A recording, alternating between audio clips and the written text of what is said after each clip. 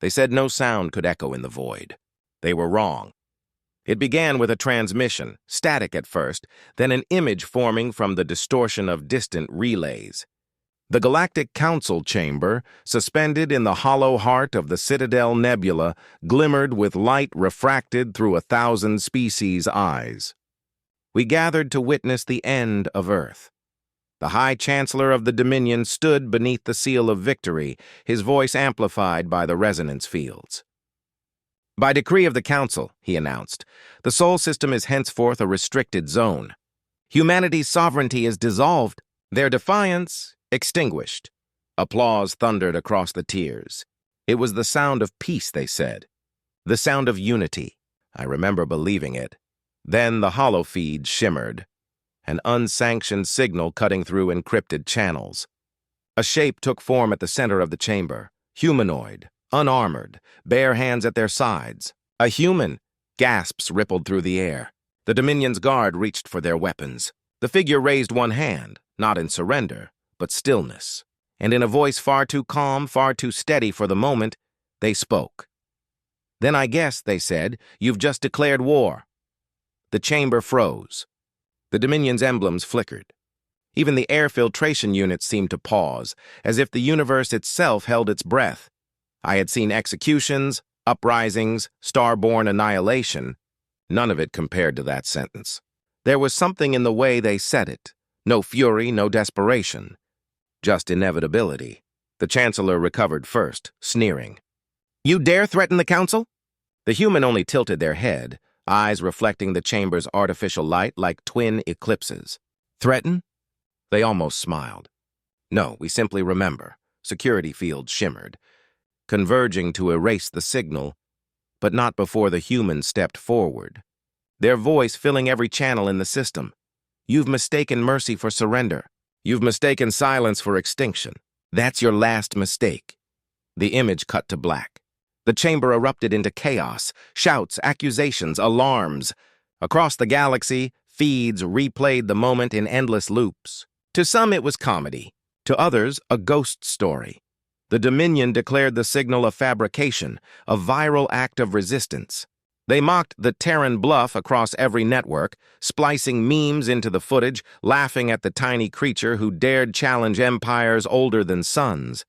But I remember the silence behind that laughter, the uneasy static that followed each broadcast, like a pulse in the dark. Later that night, as the broadcast echoed across the outer colonies, I stood at the observatory on my homeworld, watching Sol flicker faintly through the telescope. The star was small, dim, unthreatening, and yet I couldn't shake the image of those eyes. There was no rage in them, only promise, the kind that doesn't end with victory. It ends with extinction. The Dominion fleets mobilized within the hour. Overconfidence dripped from every order. Our admirals laughed, calling it a clean operation. A single world to be erased once and for all.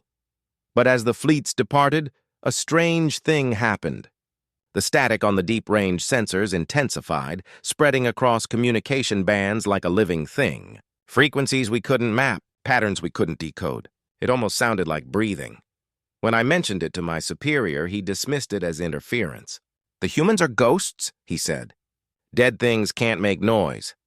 But that was the last night our sensors worked properly, the last night before the silence. And in that silence, a new war began, one we never understood until it was far too late, because we weren't about to fight humans. We were about to fight humanity. The silence spread like infection, and in the dark between stars, something began to wake. At first, we mistook the quiet for victory. The humans had vanished from the holonet. Their signals ceased. No defiance, no transmissions, not even a distress call. Entire relay chains went dark one by one like candles snuffed in a storm. The Dominion declared the silence as proof of submission. Earth had finally bowed. We believed them. Weeks passed. The great fleets patrolled the border sectors of Sol, their hulls gleaming with triumph. The broadcast of the human envoy was archived, buried under propaganda and pride. And yet, the quiet lingered. Too absolute, too deliberate. Command called it containment. But among the lower decks, whispers spread. Ships that passed near the Terran perimeter stopped reporting in. One lost vessel could be explained. Two, bad luck. But by the time the third convoy disappeared, even the Dominion's laughter faltered. The first wreckage came drifting in from the void, a freighter torn open like cloth. No scorch marks, no plasma burns, just twisted metal, ruptured bulkheads and blackened edges, smoothed as if by friction at impossible speed. Inside, every crew member was gone. Not dead. Gone. The analyst argued for days. Pirates, radiation storms, a rogue AI? No one dared say the word human. Then came the black box.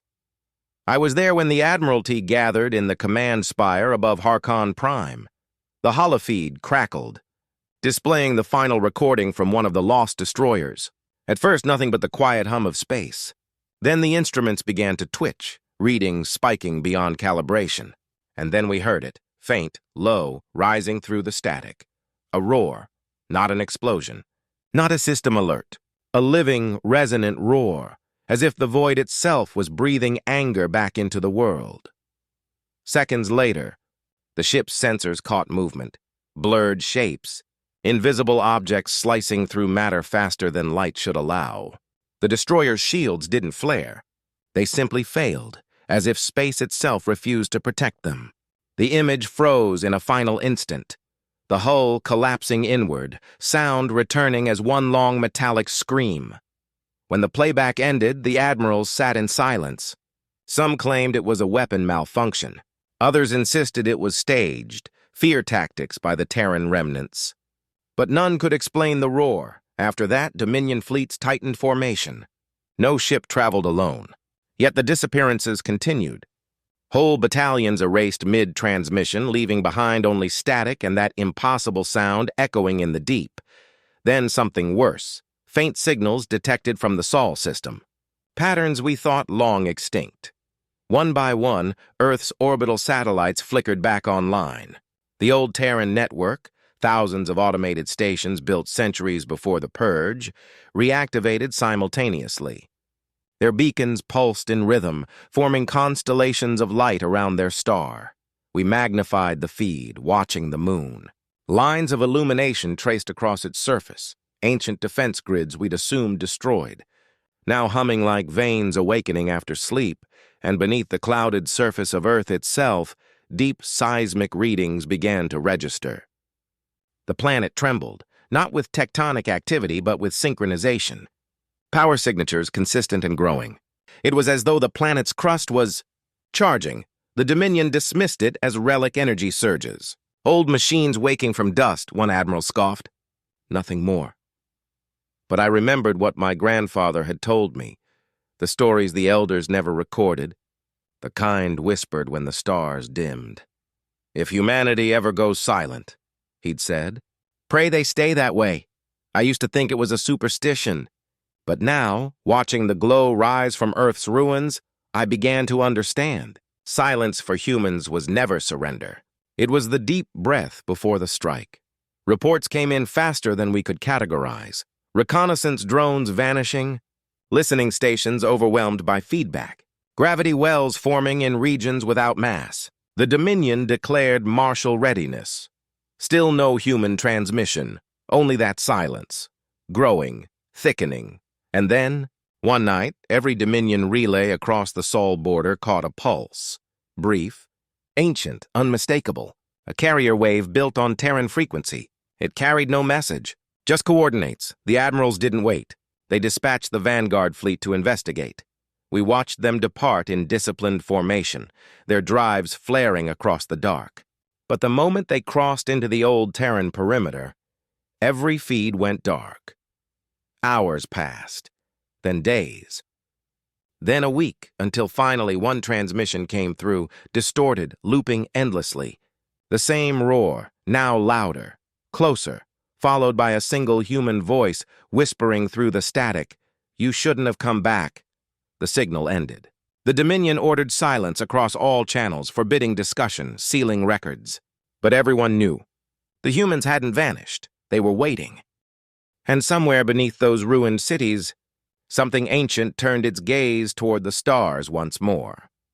It began on the frontier world of Dravos 9, a mining colony suspended on the edge of Dominion space, where the stars burned pale and tired. The night was quiet there, the kind of quiet only frontier worlds know.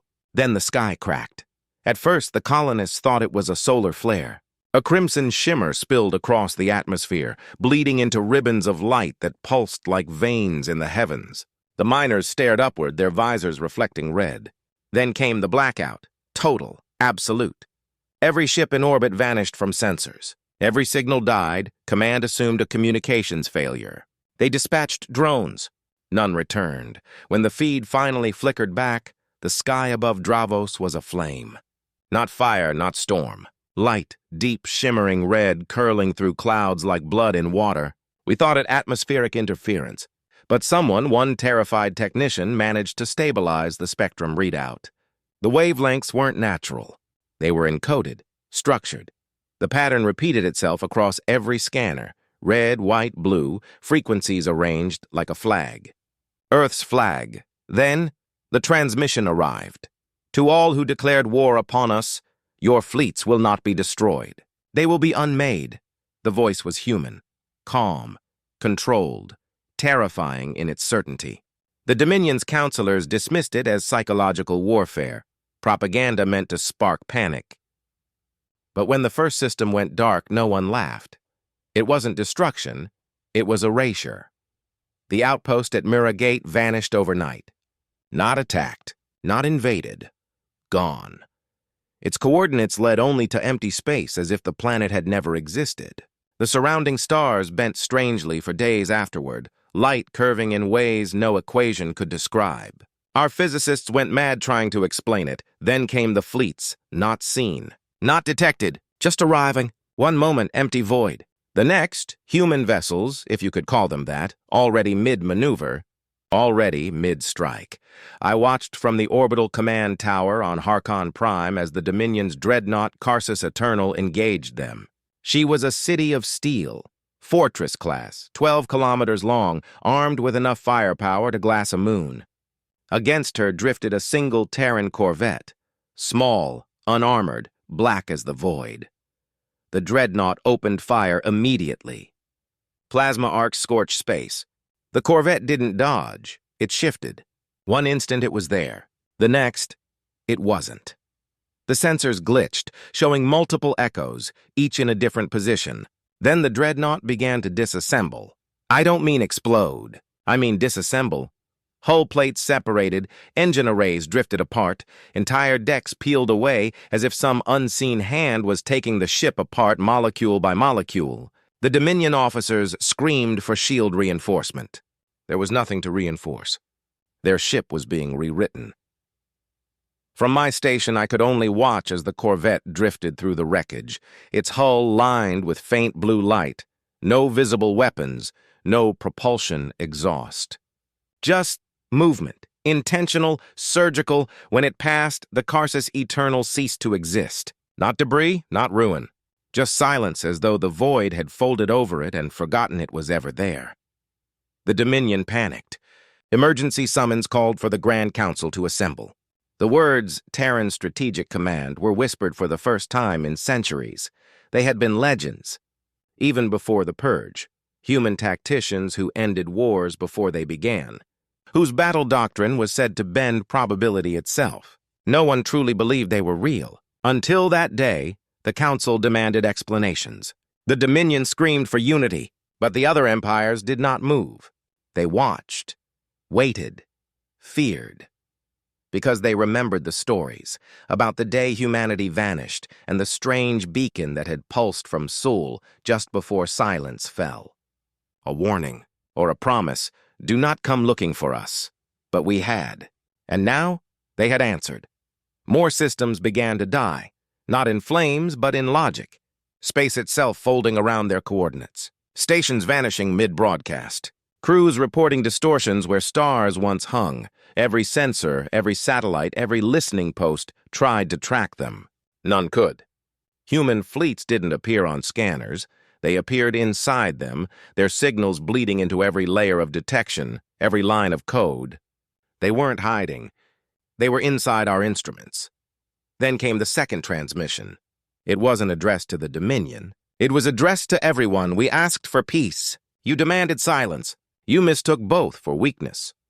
Across the galactic net, every channel synchronized. A single image appeared. Earth, whole and gleaming, suspended in a halo of orbiting machines. But the continents were wrong, reshaped, reforged. And above it, a single line of text in Terran script. Strategic command reinstated. The Dominion's capital erupted into frenzy. Armies mobilized.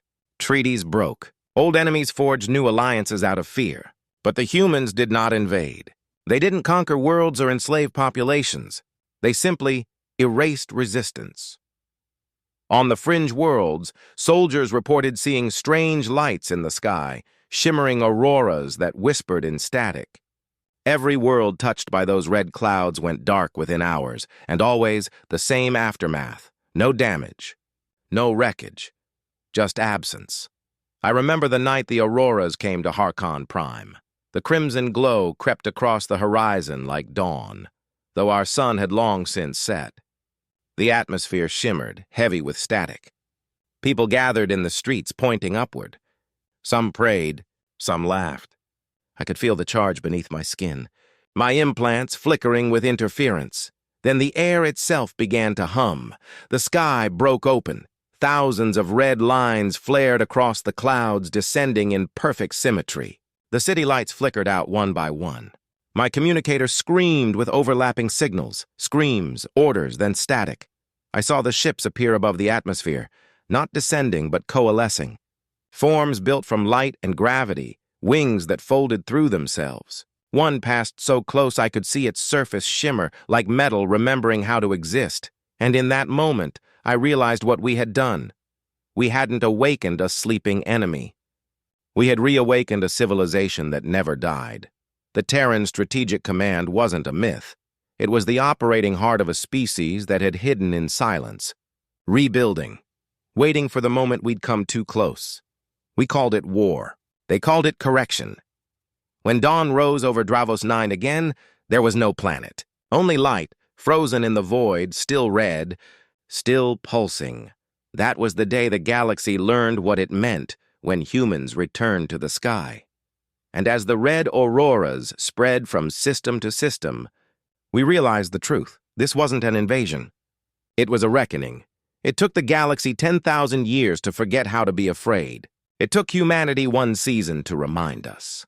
The fall of Dravos 9 sent tremors through every empire. The Dominion's war banners, once symbols of control, hung in silence above empty spaceports. The Council, usually paralyzed by debate, acted in a single night. They called it the Pan-Galactic Emergency Accord, a unification no living being had ever witnessed. Worlds that once annihilated each other's suns now shared orbit, their fleets interlaced like a nervous heartbeat. We called it the Last Alliance, and for the first time in our history, we saw the Dominion afraid. They tried to disguise it. Of course, grand speeches, ceremonial armor, the illusion of control, but fear clung to their voices, thin and shaking beneath the broadcast calm. Every admiral, every general, every alien commander felt it. Because the humans hadn't conquered us.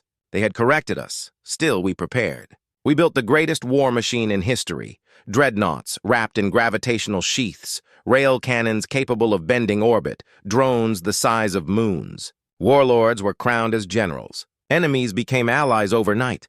Every ship was a prayer wrapped in metal. But beneath all that iron and resolve lay the truth. We weren't preparing for victory.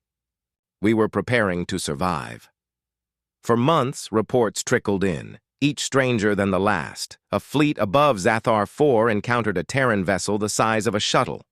It didn't fire. Instead, a human stepped onto the bridge of the Dominion flagship, unarmed, unshielded. The logs captured their voice clearly. "You don't have to die. Just leave Earth alone." When the Admiral refused, the footage ended. Not in explosion, not in distortion, just absence. The flagship, the fleet, the entire Zathar system ceased transmission. The next day, their star dimmed. More envoys appeared. Always alone, always calm. Each offering the same choice, withdrawal or erasure. The Council dismissed the encounters as psychological warfare. illusions meant to fracture morale. But even our most rational minds began to doubt reason itself, because logic couldn't explain the impossible. And then the impossible arrived at Proxima Centauri. It was the Alliance's staging ground. Millions of ships, 10,000 stations all gathered under a single banner. I was stationed aboard the observation array, orbiting the second moon, when the proximity alarms began to shriek. We looked to the void. There were no warp signatures, no incoming trajectories. Just a ripple, like heat distortion, spreading across the stars. Then the sensors went blind. For 3 heartbeats, all light vanished. When sight returned, they were there. Human ships, if you could still call them ships, hovering like black monuments against the burning sun. Smooth, geometric, silent. No drive flares, no weapon mounts, no visible life signs. Our admirals screamed for targeting solutions. None came. The sensors refused to read them as if physics itself denied their presence. Then came the light. It wasn't a weapon. It was data. A blinding flood of signals in wavelengths beyond our comprehension. Every ship, every drone, every station received it simultaneously. A single Terran transmission broadcast into the core of our systems. We offered peace. You demanded proof of our strength. This is your proof. A moment later, the first wave hit. Kinetic slugs, simple, physical rounds, but moving at speeds beyond reason. Ships shattered without impact. Armor plates liquefied from friction alone. Entire formations disintegrated before they even registered contact.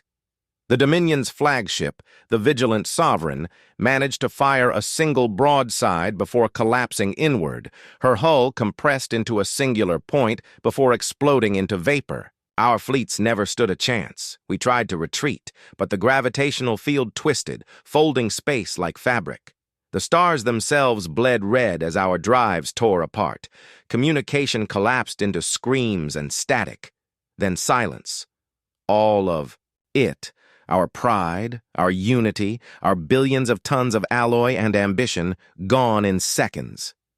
When the light faded, the human ships were already gone. Only the wreckage of our hubris remained, if it could even be called wreckage. Matter itself seemed wrong, bent in impossible angles, as though the battle had scarred reality. The Council transmitted one last order. Do not engage. Do not pursue. No one needed convincing. We had seen power beyond comprehension, but it wasn't the destruction that broke us. It was their restraint. Humanity hadn't fought us. They had simply ended the need for war. That night, across the surviving colonies, the sky shimmered crimson again, soft this time, almost beautiful. A whisper threaded through every relay, every radio band, every dream. You were warned.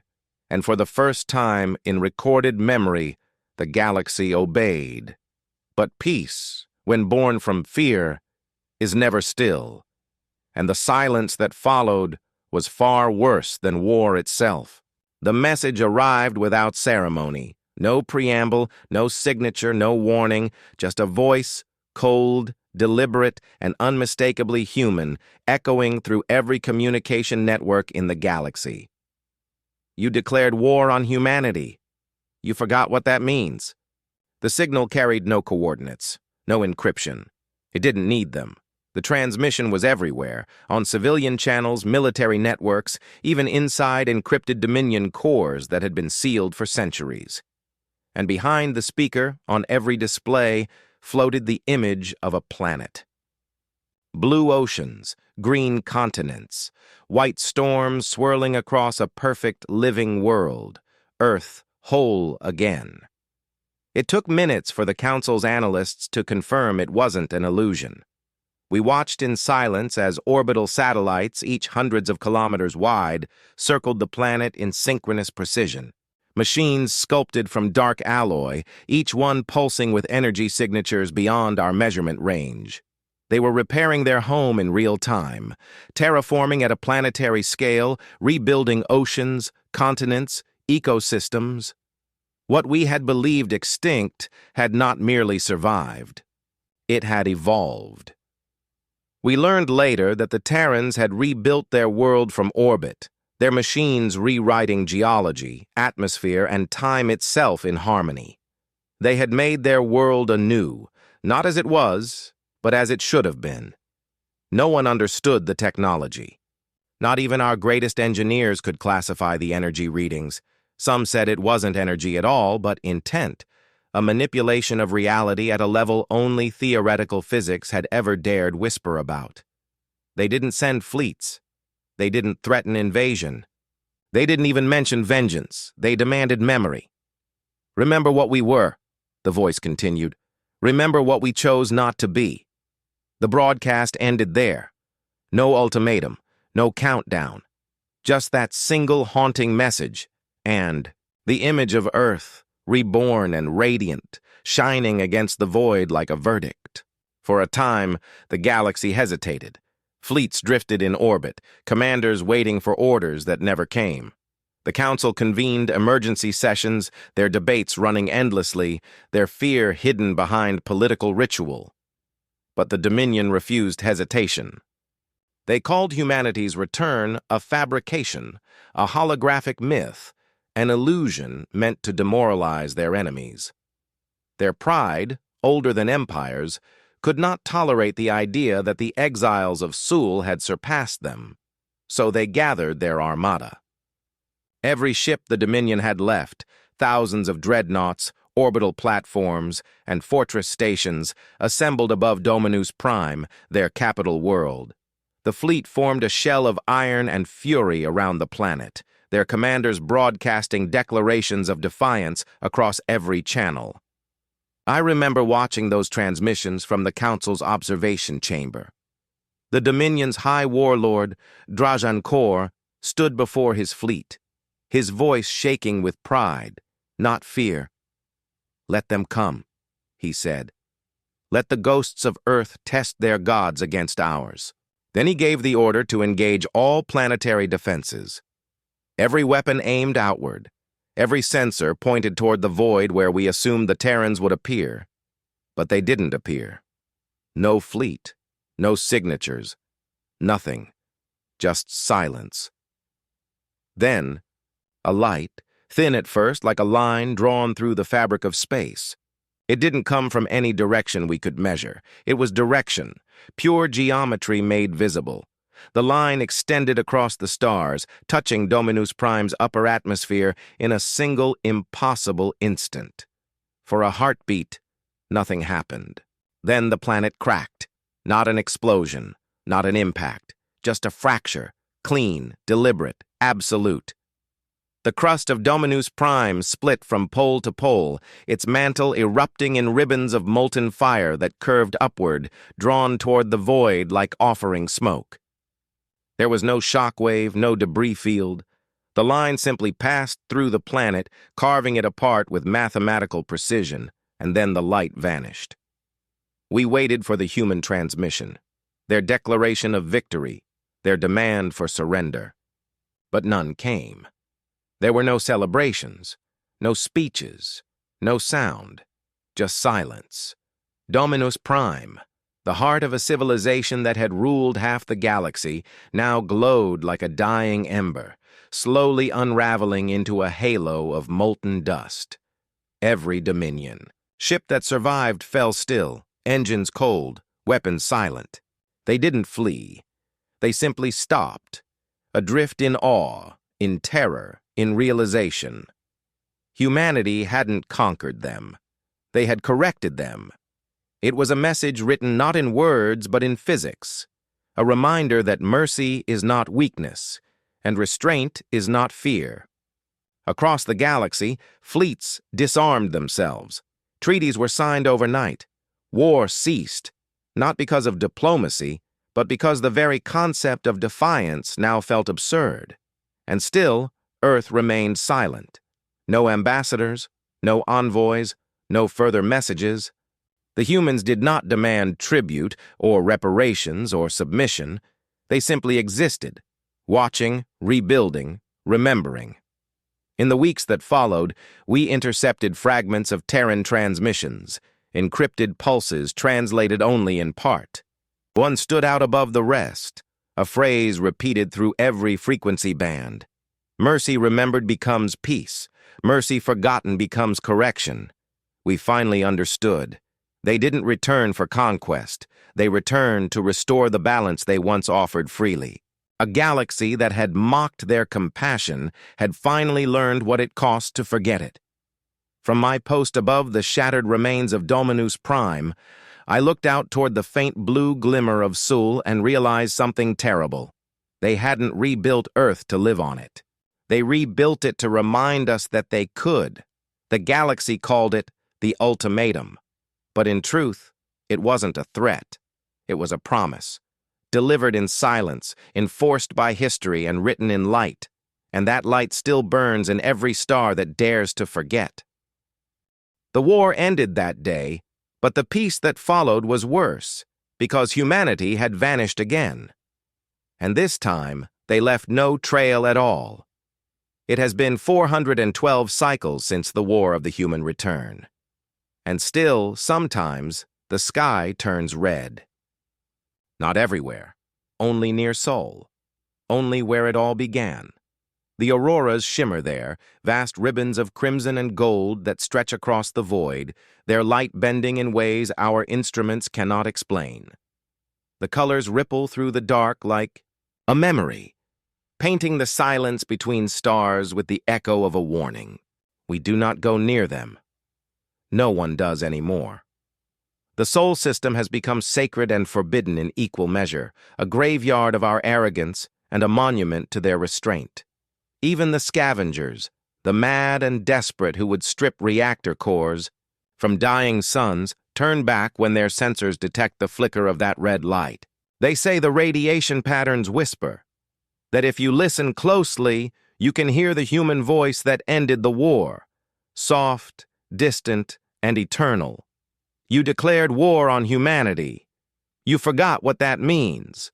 Every species in the galaxy knows that line by heart now. It's carved into stone, woven into code, whispered in prayer.